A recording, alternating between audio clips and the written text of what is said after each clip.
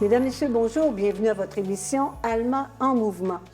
Il y a maintenant presque un an, nous perdions un grand acteur, un grand homme, un grand ambassadeur pour notre ville, mais aussi bien sûr pour sa famille. Michel Côté nous quittait.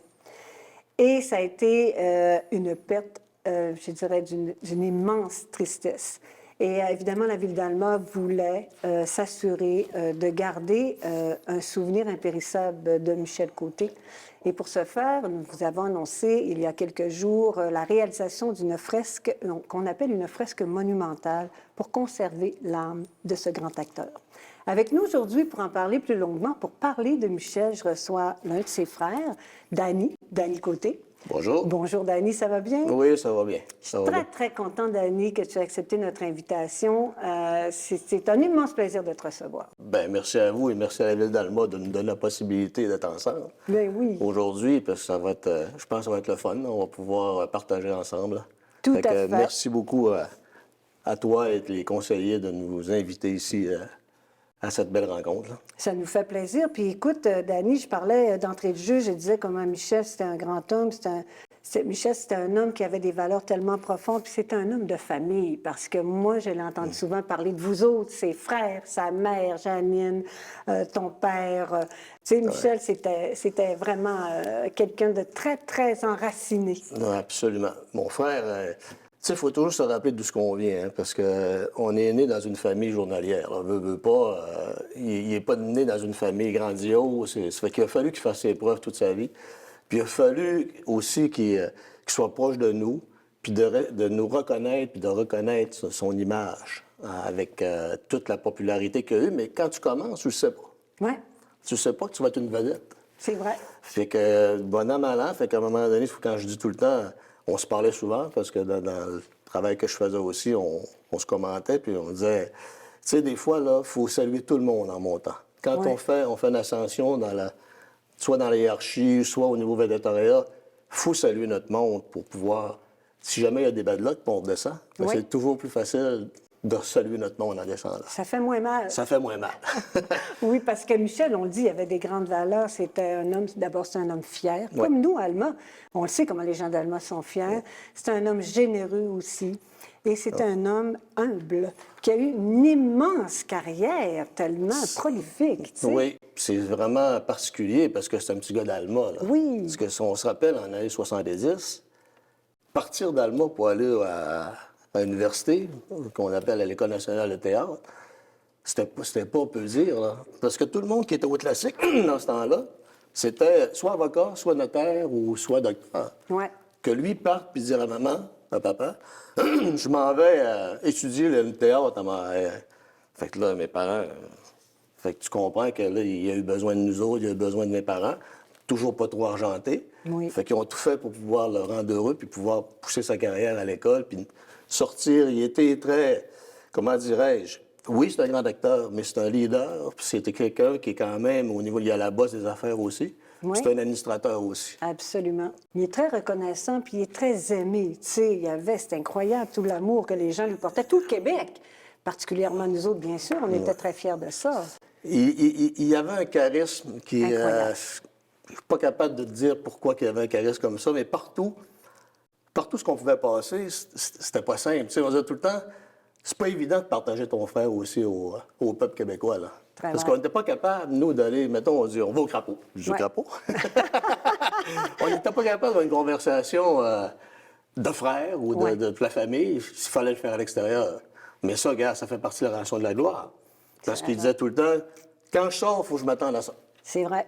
Puis tu sais, Danny, nous, la Ville d'Alma, le conseil municipal, on a voulu rendre un hommage particulier à Michel. On veut conserver sa mémoire. Puis pour conserver sa mémoire, tu le sais, on t'a contacté, tu as été la première personne qu'on a contactée. On a eu l'idée d'une fresque, puis on trouvait ça important que la famille, évidemment, soit associée à tout ce projet-là. Puis quand on t'a rencontré, ben tu nous as parlé de toute l'humilité de Michel, parce que tu trouvais ça gros aussi, une fresque, hein? Bien, c'est parce que la première réponse que je t'avais dite, j'ai dit, mais il y en a d'autres qui sont bons aussi. Là. J'ai dit, tu sais, il y en a d'autres comédiens, il y en a d'autres comme ça. Pourquoi Michel?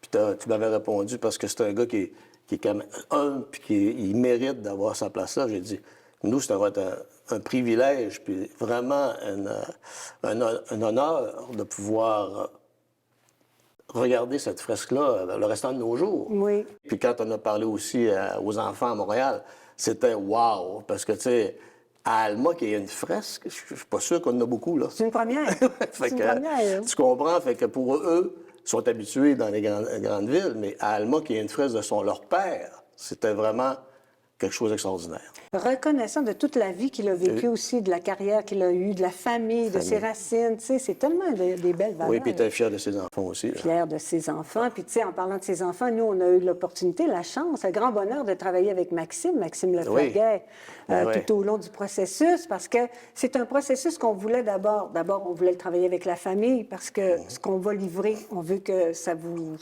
que vous le reconnaissiez là-dedans aussi. Absolument. La famille a choisi la photo. Puis après ça, Maxime est sur le comité là, pour voir quel sera l'artiste qui sera choisi. Oui. On souhaite qu'évidemment, en tout cas, qu'il y ait le plus possible peut-être un artiste de la région. Peut-être, on le souhaite, parce qu'il va pouvoir mettre ses couleurs régionales. Oui. Pour voir, parce que des fois, quand on a un artiste qui ne vient pas de la région, il ne comprend pas trop comment on est ici au Lac-Saint-Jean. Puis je pense que ça va être pris en compte aussi oui, là, sur le comité. Je pense que oui, j'ai très confiance. Puis de toute manière, on a prévu à l'intérieur là, du devis qu'il y ait une participation, au moins au niveau d'un assistant pour, qui provient de la région de Saguenay-Lac-Saint-Jean. Je pense que Michel serait bien content de ça. Absolument. Puis en même temps, ben, c'est très intéressant qu'on ait la chance de pouvoir participer pour reconnaître Michel, parce que des fois, ça peut prendre une tournure différente. Mais au moins, on a la chance, vous nous donnez la chance de pouvoir mettre notre grain de sel dans ce beau projet-là. Absolument. On prend une petite minute, une petite pause, Dani, parce que je sais que Michel, c'est un gars très fier, un gars du lac, un gars d'Alma. Puis nous, on est fiers aussi. Puis cette année, imagine-toi, c'est l'année des 5 fleurons, des fleurons du Québec. Oui. Donc, Mélissa Raté, que tu connais bien, Mélissa est allée faire un reportage pour voir comment ça se passe au niveau des cerfs, puis comment on se prépare là, pour recevoir les juges des 5 fleurons. On regarde ça ensemble.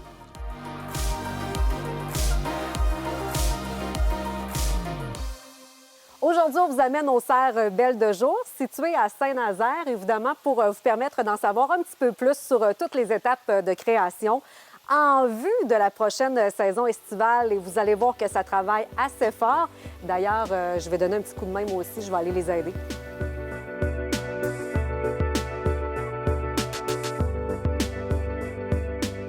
En compagnie de Myriam, horticultrice à la ville d'Alma. Myriam, merci d'avoir accepté l'invitation. Comment vas-tu? Je vais bien, merci.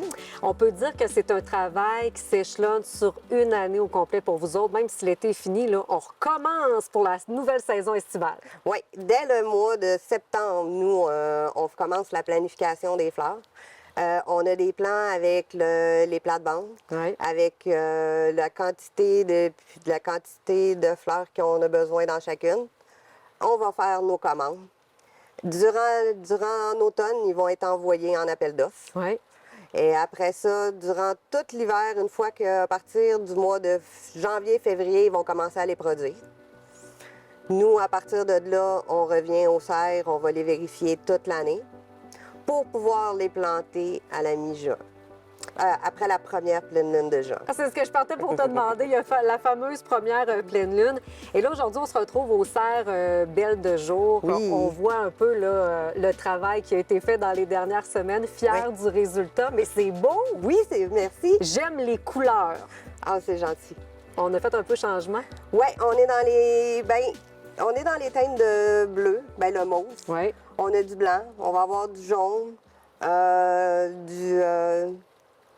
il y a un petit peu de rose, mais pas tellement cette année.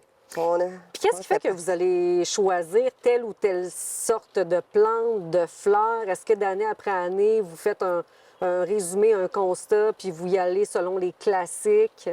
Bien, dans le fond, là-dessus, il y a un gros travail de création. Oui. Hein? Il y a aussi connaître les fleurs, les essences, qu'est-ce qu'elles donnent. Là-dessus, ça, c'est un bon travail. Puis, je vous dirais, là, c'est beaucoup de l'imagination. Qu'est-ce qu'on veut que ça ait de l'air? Y a-t-il un fil conducteur? Comme le centre-ville est plus dans les teintes de bleu, tu vas avoir plus du jaune et du rose sur le boulevard Roger. Je voulais donner identités particulières à certains espaces, c'est que je réussis à le faire avec les végétaux qu'on utilise. Les hauteurs, que ce soit les textures.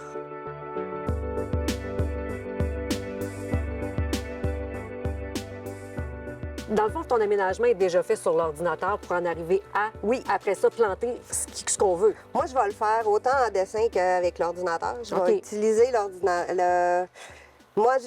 Nous, à la ville, on a la chance de pouvoir commander ce qu'on veut. Fait que je vais utiliser les catalogues de fleurs pour me dire je veux cette pétunia-là. Bon, est-ce qu'elle va avec ça? Je me prends souvent, moi, je vais prendre des photos, les informations, la hauteur, la grosseur, est-ce qu'elle tombe, quelle couleur qu'elle est, puis tout ça. Pour que ton aménagement, Ouais. toi, soit parfait. Là. Puis sur mon écran, je vais mettre les différentes photos avec les différentes hauteurs. Fait que quand je l'ai mis, je l'ai dans ma tête, bien, je sais à peu près de quoi il va avoir l'air sur le terrain. Est-ce qu'on a une fleur emblématique pour cet été? Oui, cette année, c'est le Cosmos Apollo White, qui est le cosmos blanc. Oui. C'est une belle fleur qui est pas très dispendieuse, qui va un peu aller bouger dans le vent. Ballotter dans le vent. Oui, OK. très délicate. Ça, c'est le genre de fleur qu'à chaque été que vous présentez, c'est la fleur qu'on peut aller se procurer Oui. justement pour mettre chez nous, pour que Oui. ça devienne une harmonie partout sur le territoire. Oui. Qu'est-ce qui te passionne dans ton métier? J'ai la possibilité d'aménager des parcs ou des espaces verts. Cette année, l'été dernier, j'ai eu la possibilité de travailler sur un projet de bac nourricier au Parc Labrec. On a décidé aussi d'en mettre 2 à la bibliothèque pour qu'ils puissent faire de la sensibilisation. C'est un projet qui est autant horticole que d'agriculture urbaine que communautaire. Fait que pour moi, c'est trippant. J'aime beaucoup travailler pour le citoyen. La grosseur des projets aussi, c'est Ça te motive, incroyable. ouais, Ouais, hein? ça me motive. Et peut-être en terminant un petit mot, Myriam, sur les fleurons du Québec qui Oui. seront de passage encore chez nous au mois d'août. Donc là, on est en préparation parce que l'objectif, c'est de garder nos fleurons. Oui, mais tu sais, les fleurons, ça inclut les fleurs, ça inclut la propreté de la ville, ça inclut l'ajout de pistes cyclables quand on fait un nouveau quartier.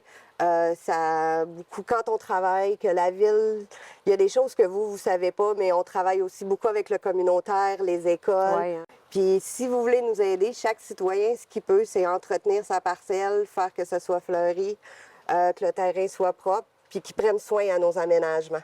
Puis d'aller se chercher un cosmos blanc pour cet été. Oui. Myriam, merci beaucoup. Ta fleur préférée, ce serait quoi? Oh mon Dieu, la question à 100 piastres, pauvre. La pivoine. La pivoine, ah, La wow, pivoine. quel bon choix. Myriam, merci beaucoup. Bon été. Merci.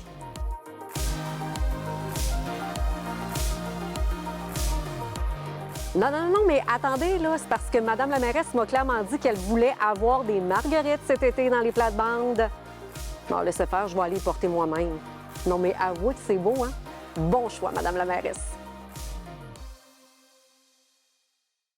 Et Dani, cette fabuleuse fresque, bien, on aura le bonheur de voir la réalisation au courant de l'été. En fait, ça va se passer au mois d'août, donc on invite la population, évidemment, là, à suivre ça de près. Je veux te remercier, Dani. Merci beaucoup d'avoir été avec nous. Ça a été tellement apprécié, là. Franchement, ça a été une belle rencontre. Bien, je te remercie beaucoup, puis je vous dirais que la famille vous remercie beaucoup, parce que de pouvoir se permettre, nous, d'avoir une fresque comme ça qui va vivre dans le temps, puis pouvoir reconnaître notre frère, mon frère, le fils à maman, Oui. toute la famille, on est très fiers, puis on vous remercie beaucoup. Ah, bien, ça nous fait tellement plaisir, puis on espère À toi et tout le conseil de ville et tout le comité. Je vais faire le message. Parfait. J'espère que la fresque sera ornée de belles marguerites. J'espère. Je le souhaite. Merci beaucoup tout le monde d'avoir été avec nous. Si vous voulez revoir cette émission, on vous invite à aller sur la chaîne YouTube ou tout simplement sur notre page Facebook. À la prochaine.